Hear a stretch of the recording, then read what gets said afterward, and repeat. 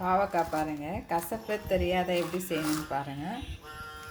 இதுக்கு நான் புளி சேர்க்கலேன். 4 தக்காளி, 2 சின்ன வெங்காயம், 2 எலுமிச்சம்பழம் எல்லாம் அரிஞ்சு நல்லா திட்டு இந்த சின்னதாக அரிஞ்சு வச்சுக்கணும். வச்சுட்டு எல்லாத்தையும் அரைச்சி 2 எலுமிச்சம்பழம் பிழிஞ்சு விட்டு மசாலா இது மிளகாய்த்தூள், மஞ்சள்தூள், உப்பெல்லாம் போட்டு நல்லா கலந்து தக்காளி வெங்காயம் அரைச்சிடணும். கொஞ்சம் ரொம்ப நைஸாக அரைக்கக்கூடாது. கொஞ்சம் தக்காளி இந்த மாதிரி தெரிகிற மாதிரி அரைச்சிக்கோங்க. அரைச்சிட்டு நல்லா ஊற வச்சுருங்க. ஒரு அரை ஊர் ஊற வச்சுட்டு கடாயில் எண்ணெய் ஊற்றி கொஞ்சம் கடுகு போட்டு பொரிஞ்ச உடனே இது நல்லா கொஞ்சம் எண்ணெய் அதிகமாக ஊற்றணும். இதுக்கு நல்லெண்ணெய் இருந்தால் ஊற்றினா இன்னும் நல்லாயிருக்கும்.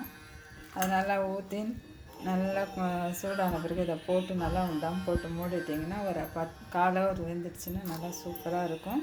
கசப்பு தன்மை வராது, பசங்களும் சாப்பிடும். இதை செஞ்சு பாருங்கள். இந்த மாதிரி நான் இப்போ இதெல்லாம் கலந்து ஒரு 6 ஹவர் ஊறட்டோன்னு வச்சுருக்கேன்.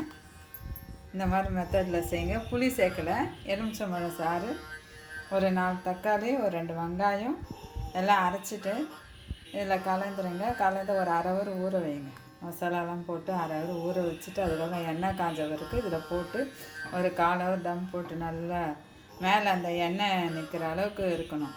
டேஸ்ட்டாக இருக்கும். செஞ்சு பாருங்கள்.